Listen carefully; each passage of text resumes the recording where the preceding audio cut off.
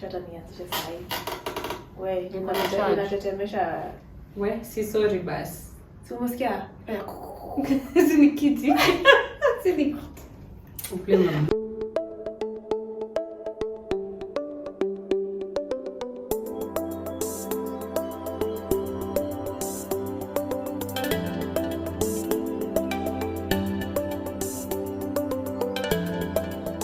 Hi guys, welcome back to another episode. This is Just Not Career Podcast with Nancy Gitonga, and today I have very good friends of mine. They'll introduce themselves and also say what they do. Welcome to the podcast. Thank you. Thank you for having us. Okay, hi guys, my name is Lilian Kimando. I am in digital transformation, commonly known as product management in other companies. We basically do almost the same thing. And I've been at it for the last 3 years now. Before that, I was deep in IT. Yeah. Oh, lovely. Atemi and Lilian, and I'm in social impact. And I've also been doing social impact for the last 3 years. And I think it's a growing field. And I'm really hoping to be as engaging as possible throughout this discussion. You will be in a few seconds. But anyway, welcome guys. So today's episode is slightly different from what I do. So in other episodes we talk about career journeys and your trajectory within the different fields that you've been. But since this month was Women's Day, I wanted it to be focused solely on women's and basically now our mothers and how they've helped us in our career transitions and basically what they did for us. But before we go there, the first question I will ask is, during Women's Day, what was that peculiar thing that you did, and basically how was it on that day? Okay. I was in a Toastmasters meeting. We had the area contest. These are like competitions at a higher level. We spent the day with other women, and the men celebrated us with rose flowers. And then after that, I went and did my nails to celebrate International Women's Day. Wow. Great. For me, I think besides social impact, I believe Lilian and also Nancy also aware many things besides that. But on that day, I was actively involved in women's sports, specifically rugby. There was a ladies rugby tournament that was happening, and it was generally to celebrate Women's Day and to actually just celebrate some of the physical things that women can actually do that the world never really pays attention to as much. So it was more or less a sports focused day, but factoring more energy on how well women can actually play sports. Okay, that's great. For me, I don't think I did anything very peculiar on that day. I think I worked. And in the office we were forced to do purple, and I discovered I didn't have purple until when I saw a white striped shirt. But basically, nothing very fancy about it. But it was, I think it was on a Wednesday. So Women's Day was on a Saturday. Yeah, it was Saturday. Yeah. Okay, for me I didn't do anything peculiar. So getting into the episode, you can discuss about the advice or a piece of advice that your mother told you, or even you can still remember when making your career decisions. And how it impacted your career decisions. Okay, I'll start with myself, and I think if I'm to think of my mom, having worked for a certain period of time until the point where she had to stop working because of a sudden retrenchment that happened. One of the biggest career advice was to diversify myself, like not to just be focused on one thing, because she was a secretary, and I think due to financial constraints and life, she didn't really get to develop herself academically and get more academic accolades to allow her to progress as much in her academics. But her biggest advice is always for me to always add into my basket if it is an academic progression, so that I can actually move to the next step of my career, which is to move to the managerial level, move to the point of director level. She ensures that I don't limit myself on any grounds at all. Okay, fantastic. I feel like we are sharing the same script with Atemi. that even though my mother did not have the opportunity to advance her education, she's secretary by profession. Those days, when they did secretariat courses, almost every everyone was woman secretary. was a secretary. The one thing that she insisted is go back to school, keep adding on your skills. That's one thing that I really remember. She advised me, and even when I was going through some very difficult moments in my career, she also used her own examples. The things that we could not see when we were young, but she got the opportunity to share, like, struggles will be there, but you have to keeping on. Life is not a flat line. That's true. Yes, I know. I think what I hear mostly is like how she used to be very positive when I was feeling like this one I just want to leave. I want to raise my hands and say, you know what, it's not working. So she was like, no, we'll pray about it and then you'll see positive things working, and it has pushed me through. I think even now with the career that I have, that basically she does not understand what I do, but she knows I'm in an organization that has microfinance, and she was like, can I tell my women to come and borrow money? I'm like, no. But those positive words still linger on and say that don't worry, things will become better. And sure, with where we are right now, things have become better. Moving on, can you share a time when your mother believed in you more than you believed in yourself? And how did that change things for you? In my career or generally in life? Both in your career and even in life. Okay. Most of all, I just say my mother always believes in me. I think it's a thing she has, and I want to take pride in the fact that she's very invested in wanting to know that I'm doing well in everything that I'm doing, and she always has that. She's invested in everything that I'm doing. So one of the key things, I think, outside work, again, I mentioned I'm a rugby player, which is not a common thing for women to do. It's very rare to actually just meet a woman who plays rugby on the street.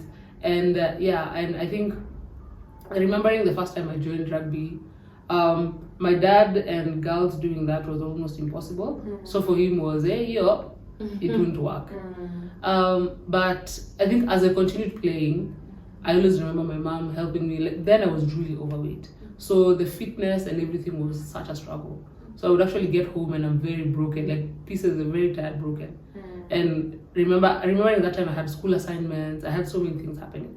So keeping up with that work, having to stay late, sometimes being unable to eat. I remember so many times she would wait till late, she'd even doze off on a seat, coming back to just check if I switched off the lights and I put my laptop off, doing my assignments. And the next morning she'd remember, Kesho, I know you'll be tired, but make sure you do this. I know it's exhausting, but jikaze too, that idea of jikaze too, you're doing something that is out of the normal. So just knowing that she had my back through all this period, I think is the reason why I kept doing what I was doing. And then in my career at some point, I was working in an organization that was a bit unstable, and I wasn't really sure if I was able to secure a job after that or within that period. So in between, I think, let's just call it a miracle. I had a very bad argument with my dad, who at that point was not understanding what it is I'm waking up every morning to go and do and bring back nothing at home. And I left home and I was very annoyed. So I was living by myself. I was very unsure if I'll even have rent for the next month. And my mom called me later, and I think my mom is special because my dad would be very annoyed about something, but her she'll always find a way to just laugh about it and say, when you baba yako, just move. But she said, I know your dad maybe may not be understanding what you're trying to tell him, but just know you're working, you're doing something. Eventually when it pays off, he's going to see. And I think over time, through that, eventually a job came up, and even my relationship with my dad changed. And I think that's the point now my mom came and told him, now now that you've seen something has worked out, is maybe now you'll appreciate what she was trying to tell you at some point. So for me, that was a very big thing from her, and I really appreciate it till this point of my career. Great. Okay. The power of women. Sometimes it's silent but very powerful. I think what came to my mind when you asked this question is, first of all, I can't remember living with my mother. Only the formative years, like primary school and then high school was boarding. Immediately after high school, I went to college. After college, I got a job. So I've never like Lived stayed with with her, my yeah. mom to like have this. It is visiting basis, yeah. And but I've remembered growing up, my mom was always volunteering me to do stuff, even in church. When we have, I have an Anglican background. We have brigade. And she was always volunteering me, like when we have the children's prayer day, I'm the one to pray. And I found myself in a lot of leadership positions, courtesy of her push, because she believed in my capability. Same as my dad, but you know, my mother is the one with the network in church. Yeah, so that is one way that she has really pushed me, even when I could not see the opportunities. But I would just like to share another one that is really close to my heart. When I became a mother, and I got a preemie baby, and the baby was so tiny, she was 2 kgs, like a packet of unga. I could not, for the life of me, even wash that child. Like every time I would think about her, I would think she was asleep. Yeah, and my mom cleaned that baby. It was during COVID, a time like this, and she cleaned her for a whole 3 months. I never touched her and fed her. Yeah, when I was breaking down because this motherhood thing, I didn't sign up for it. She's like, you will make it. And now here we are, we're almost turning 5 years. So I appreciate that she believed in my motherhood capacity, even when I didn't see it. I think for me, I can share maybe two. The first one, I think we talked about it earlier, was when I was in uni, during second year. I still have these kind of issues, but I think there was a point where we were told you should not talk about your anxieties. But for me, it used to make me forget. Like, we'll let it to an exam room. Whatever I read evaporates. But ask me the same questions, 3 weeks even, I will remember everything. And at that point, I wanted to give up and told my mom, see, because I was called again in the same university for the same course. Why can't I just stop this for self-sponsored program? I still do the same thing. But she was like, no, don't worry, you work on it. Things will come in the right way, and you'll see what I'm saying. And truth to it, immediately I finished campus after maybe 5 months. I got an internship with my former job, and now it progressed to now a 7-year career, out of which I felt like I'm failing. And that point also I had friends who were doing really well. I'm talking about, like, I used to have friends who are doing, basically, they got first class. Like, when you're looking at their transcript, they're getting A's. You're like, what is happening? But I came to realize later is when I started overthinking, and failing was the inevitable. Now the other one that now I remember from a younger age, she knew that I like running, and she came for all my sports day kind of thing till Form 4, because that was the only thing that used to give me peace. Even during KCSE, when I used to feel like, hey, for tomorrow I'm not okay for this. I used to go take a basketball, play, or run around the field, and then I go read. And for sure, it worked out. So she thought that I can become a runner. So when I finished Form 4, she made me sign up for those running things. Yes, like she was so determined. My child can be a runner. Go bring the millions. Yes, I go bring the millions. And my dad was like, no. By that, I finished Form 4 when I was 17. So she's like, my dad was like, no, I think she's too young to go outside the country and do this. But my mom was so determined. But now, since my dad said no, I stopped running completely. So my whole 4 years in campus, I never went to the field for anything. So once I finished and now joined the workforce, and of course my former job used to have this marathons. I used to run and volunteer, and every time my mom during those marathons, she used to call me, "Are you running today?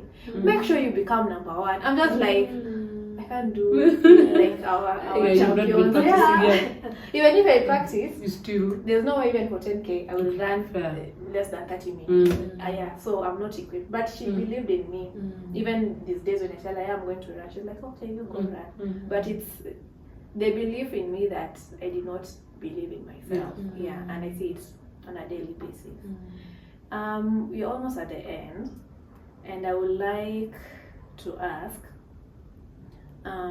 if you could have one more heart-to-heart conversation with your mom about your career, about your life, what will you tell her or ask her? Yeah, heart-to-heart, remember, it's heart-to-heart. Okay, I'll let Lilian take that one.